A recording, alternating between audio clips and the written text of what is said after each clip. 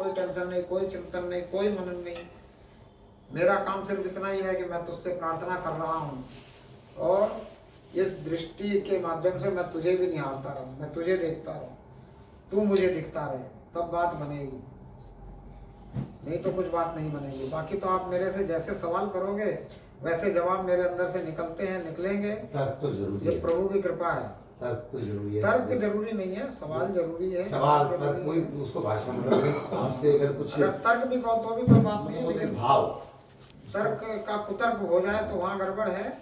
और बात यही है कि लास्ट में मानते हो कि परमात्मा सब कुछ करने वाला है तो पहले ही मान लो और समर्पित कर दो अपने आप को, शरणागत हो जाओ। वो तो सभी राम सूरदास जी ने लास्ट में एक ही बात बताई कि स्व कल्याण के लिए अकर्तापन के भाव में शरणागत होकर प्रार्थना ही एकमात्र उपाय है।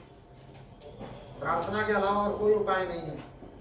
बाकी परमात्मा को और कुछ नहीं चाहिए। आपके लड्डू पेड़े, आपके रुपया पैसा धन संपत्ति कुछ परमात्मा को नहीं चाहिए। और परमात्मा मान करके आप किसी मूर्ति के आगे अगर वो कुछ चढ़ा रहे हो तो ये आपकी गलती है। आपने परमात्मा को या तो रिश्वतखोर कर्मचारी समझ लिया है, या अपने बाप का नौकर समझ लिया है, या बधुआ मजदूर समझ लिया है। और आपको भ्रमित करने वाले ये भी कहते हैं कि भक्त के बस में भगवान हो जाता है।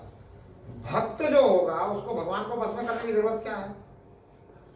जो भक्त हो जाएगा उसकी कोई इच्छा ही नहीं रहेगी, उसकी कोई तमन्ना ही नहीं रहेगी, उसके अंदर कोई किसी चीज की लालसा ही नहीं रहेगी, उसको भगवान को बस में करने की जरूरत क्या है?